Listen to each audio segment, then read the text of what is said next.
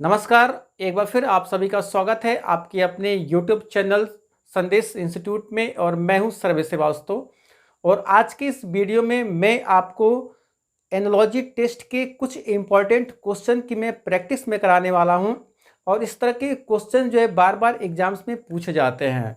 सो चलिए हम आज की वीडियो को स्टार्ट करते हैं। और क्लास को स्टार्ट करने से पहले मैं आपको बता दूं कि यदि आप हमारे चैनल पर पहली बार आप विजिट कर रहे हैं तो आप हमारे चैनल को आप सब्सक्राइब जरूर करें। बगल में बेल आइकन है, उसको भी आप प्रेस कर लीजिए ताकि इसी तरह के लगातार और इंटरेस्टिंग वीडियोस का नोटिफिकेशन जो है सबसे पहले आपको मिलता रहे। सो चलिए हम आज की क्लास को स्टार्ट करते हैं। सबसे पहले आप यहाँ पर देखेंगे कि एनालॉजी टेस्ट जिसका हिंदी जो होता है समरूप परीक्षण होता है। समरूप परीक्षण इसकी जो है एनालॉजी टेस्ट की कई वीडियोस जो है मीन्स 5 वीडियो जो है अपलोड पहले से कर दी गई है। इसका जो है लिंक जो है प्लेलिस्ट में आपको दिया गया है। प्लेलिस्ट से आप सारे जो स्टेप बाय स्टेप वीडियोस जो है आप वहाँ से आप देख सकते हैं। तो आप देखेंगे संख्या समरूपता, इसमें क्वेश्चन के कई टाइप्स आते हैं। इसमें हम आपको संख्या समरूपता के बारे में आज जो है हम क्वेश्चंस जो आप कराने वाले हैं। सो चलिए हम सबसे पहले हम क्वेश्चंस को यहाँ पर देखते हैं। पहला क्वेश्चन जो है यहाँ पर आपको राइट कर रहे हैं। पहला क्वेश्चन यहाँ पर एक 26 हो जाएगा, 64 होगा, इसके बाद 14 है, इसके बाद क्वेश्चन मार्क लगाया है। ध्यान से देखेंगे, ये पहला क्वेश्चन होगा संख्या समरूपता का। संख्या समरूपता का पहला क्वेश्चन जो कि इस तरह का एग्जाम्स में आपसे पूछा जाता है कि 26 का जो संबंध है किससे है, 64 से है, और 14 का संबंध फिर कैसे होगा। ठीक है, यानी कि जो संबंध इसके बीच में होगा वही संबंध आपको यहाँ पर आपको दिखाना है। ठीक है, तो इस क्वेश्चन को बनाने के लिए सबसे पहले आपको माइंड सेटअप ये देखना पड़ेगा कि यह क्वेश्चन किस फॉर्मेट में लिखा गया है। यह क्वेश्चन किस फॉर्मेट में लिखा गया है, इस चीज़ को आपको ध्यान देना पड़ेगा। ये देखना पड़ेगा कि ऐसा तो नहीं कोई संख्या एक दूसरे से जो है घटाया गया है, किसी संख्या का हम ये देखेंगे किसी संख्या का स्क्वायर तो नहीं है, किसी संख्या का क्यू तो नहीं है। ठीक है, इस तरह के जो है हम उसको उस एंगल को हम इस तरह के क्वेश्चंस को जो है हम लोग सबसे पहले उसको देखेंगे, तब इसके बाद उसको जो है हम लोग सॉल्व करने का प्रयास करेंगे। तो यहाँ पर हम देखेंगे कि जो 26 लिखा हुआ है, तो 26 को हम लोग जो है 2 + 6 लिख देते हैं। ध्यान दीजिएगा, 2 + 6 लिख देंगे और इसका यदि हम स्क्वायर कर देते हैं तो 6 2 कितना हो जाएगा, 8 हो जाएगा। ठीक है, जब आप 8 का स्क्वायर करेंगे तो कितना हो जाएगा, 64 होगा। और आपका आगे क्या दिया है, 64 दिया है। यानी कि इसका सेंस यही है कि 2 प्लस यानी कि पहले वाले नंबर को आप ऐड करेंगे। जैसे ये 26 है तो 2 + 6 करेंगे, इसके बाद 2 + 6 करने के बाद आप उस नंबर को स्क्वायर करेंगे तो अगला नंबर क्या हो जाएगा, फाइंड हो जाएगा। ठीक है, अब इसके बाद जो है फिर यहाँ पर जो देखेंगे ये 14 है। अब यहाँ का हमें नंबर फाइंड करना है, तो जिस फॉर्मेट से मैं इसको सॉल्व किया हूँ उसी फॉर्मेट से जो है आपका इसको भी सॉल्व करेंगे। तो ये 14 को जो हम लोग क्या लिख सकते हैं, 1 + 4 लिख सकते हैं। 1 + 4 लिख सकते हैं। तो 1 + 4 का जब आप स्क्वायर करेंगे तो क्या हो जाएगा, ये 5 का स्क्वायर होगा। जब 5 का स्क्वायर होगा तो ये 5 का स्क्वायर क्या होता है, 25 होता है। अर्थात इसका आंसर क्या हो जाएगा, 25 हो जाएगा। समझ में आ रही बात हमारी। यानी कि ये जो क्वेश्चन जो दिया गया था, इस क्वेश्चन को क्या करना है कि हर एक एंगल से इसको सबसे पहले आप देखना है कि किसी संख्या का स्क्वायर तो नहीं है, फिर इसके बाद क्यू तो नहीं है। ऐसा भी नंबर होता है कि एक दूसरे से जो है आपका माइनस किया जाता है, माइनस करके भी इस तरह के एंगल आपको दिया जाता है। तो सारे एंगल को चेकआउट करते हैं। तो यहाँ से हमने आपको ये फाइंड किया कि 2 + 6 को आप ऐड करके उसका स्क्वायर कर देंगे तो आगे आगे वाला नंबर आपको फाइंड हो जा रहा है। उसी तरीके से जो है 1+4 को भी मैंने यहाँ पर ऐड कर दिया है और ऐड करने के बाद इसको जो है इसका मैंने स्क्वायर कर दिया है, तो ये आगे का जो नंबर आपका फाइंड हो गया। तो इस तरह का क्वेश्चन जो है संख्या समरूपता का जो क्वेश्चन होगा, इस तरह के क्वेश्चन जो है एग्जाम्स में पूछे जाते हैं। अगला क्वेश्चन जो है क्वेश्चन नंबर 2, यहाँ पर क्या करेंगे कि क्वेश्चन है कि 8 का संबंध जो है 28 से है, फिर इसके बाद जो है 27 का संबंध किससे है। ठीक है, यानी कि जो आप यहाँ पर देख रहे हैं, यानी कि 8 का संबंध किससे है, 28 से है। ठीक है, और 27 का संबंध किससे होगा, आपको यहाँ पर क्या करना है, हम लोग को निकालना है। ठीक है, तो यहाँ पर आप क्या करेंगे कि इसमें भी आप वही मेथड का आप यूज़ करेंगे कि वह नंबर आपको स्क्वायर तो नहीं है, फिर इसके बाद क्यू है, क्यू के एंगल से उसको चेक किया जाएगा, या इसको ऐड करके स्क्वायर तो नहीं किया गया है। तो आप इस तरह का आप उसको हम लोग जो सबसे पहले उसको हम लोग चेक करेंगे। तो यहाँ पर सबसे पहले आप क्या करेंगे कि जो 8 है, 8 को हम लोग क्यू के रूप में कन्वर्ट कर देते हैं। ठीक है, 8 को क्यू के रूप में हम लोग कन्वर्ट कर देते हैं। तो एक ट्रिक होगा, यहाँ पर एक ट्रिक आप यूज़ कर सकते हैं। ये होगा कि x का क्यू प्लस यहाँ पर फिर x +1 का क्यू +1। ध्यान देंगे, मतलब कि एक इसको सॉल्व करने के लिए एक यहाँ पर हमने ट्रिक लिख रखा है। x का पावर q है, फिर x +1 का पावर q +1 कर देंगे तो ये आपका आ जाएगा। तो चलिए हम देखते हैं, इस क्वेश्चन को बनाते हैं। इसमें 8 को हम लिख सकते हैं 2 का पावर 3। अब इसके बाद जो है क्या होगा कि हमें अब 28 को निकालना है कि 28 कैसे आएगा। तो यहाँ पर आप क्या करेंगे कि x की वैल्यू क्या है, x की वैल्यू मैंने यहाँ पर 2 रखा है, तो 2 + 1 कर देंगे और पावर 3 लगा देंगे और 1 कर देंगे।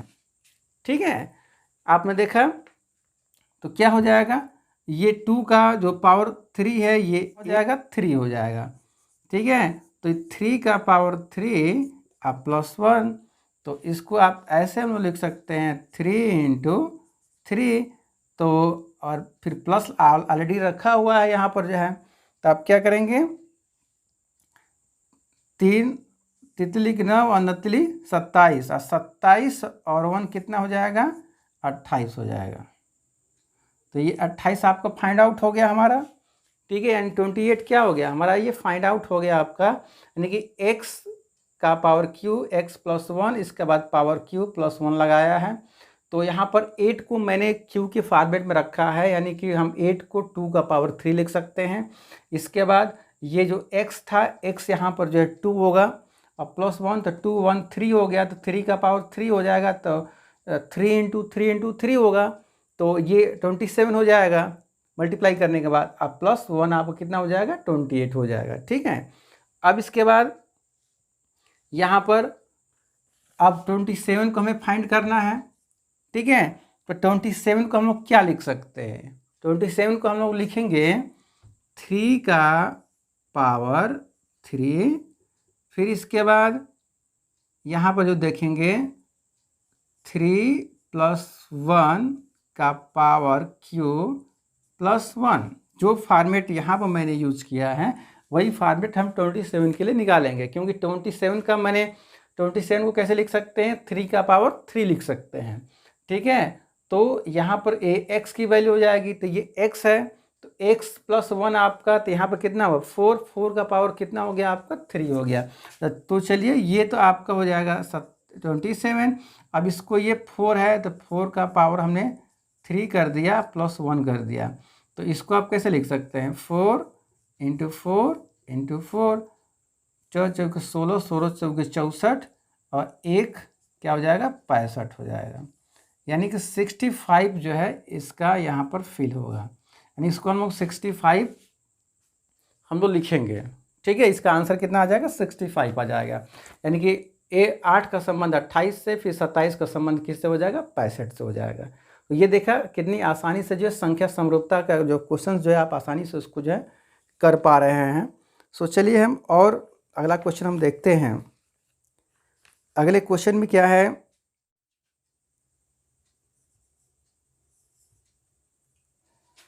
एट का जो संबंध है वो 81 से है, फिर इसके बाद 64 का संबंध जो है यहाँ पर पूछा जा रहा है कि 65 का 4 का संबंध क्या होगा।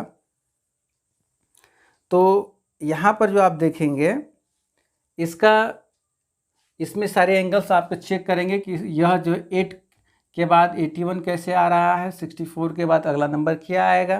तो एक जो है आप यहाँ पर एक फार्मूला आप दे सकते हैं ट्रिक मेथड से, यहाँ पर लिख सकते हैं x का पावर y, फिर लिख सकते हैं x प्लस 1 का पावर y प्लस 1।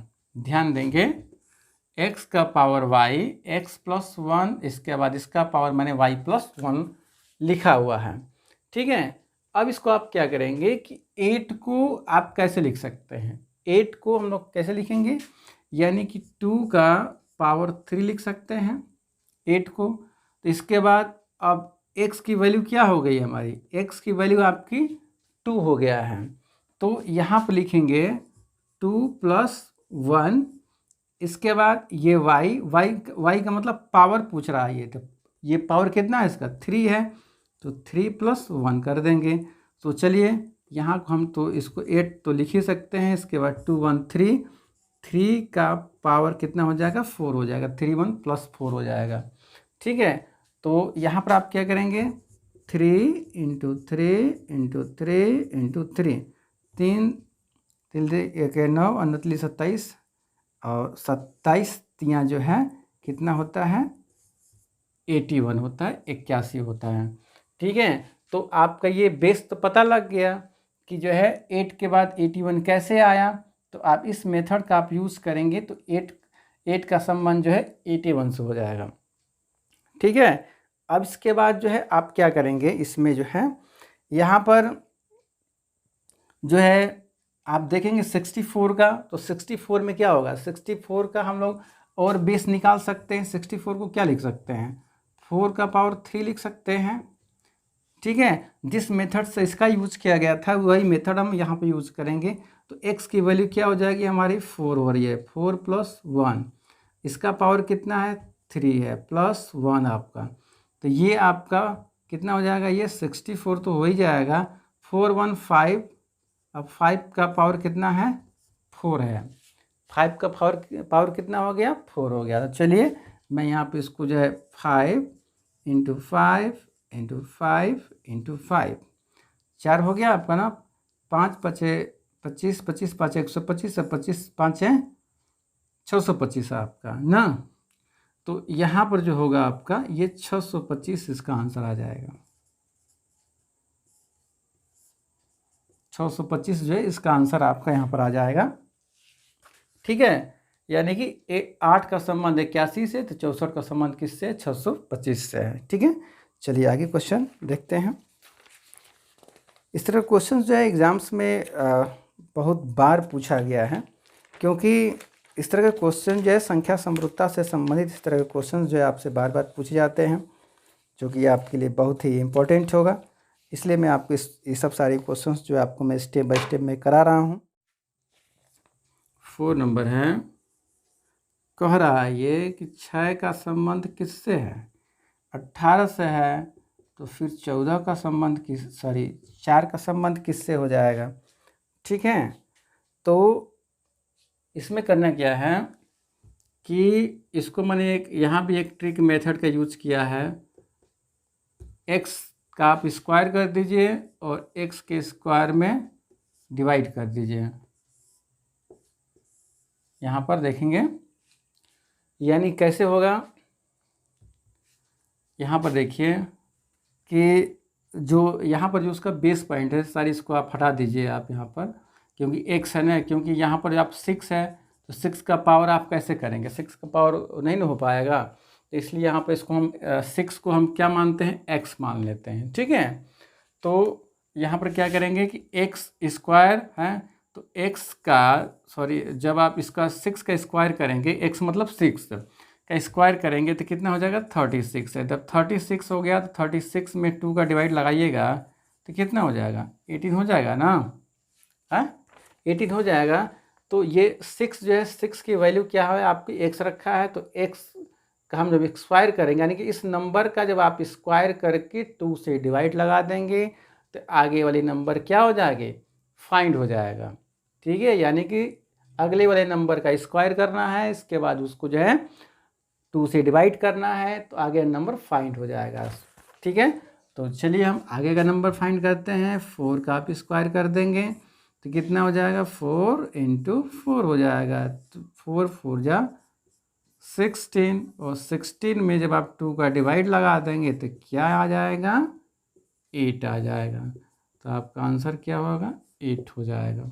ठीक है, तो आपने देखा कितनी आसानी से क्वेश्चन को सॉल्व किया जा रहा है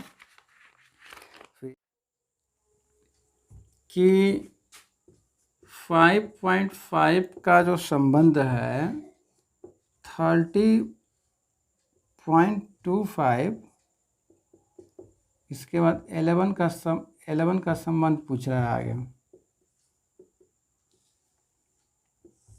यानी कि 5.5 का संबंध किससे है, 30.25 का, यानी कि 5.5 का संबंध 30.25 से है, तो 11 का जो है संबंध क्या होगा।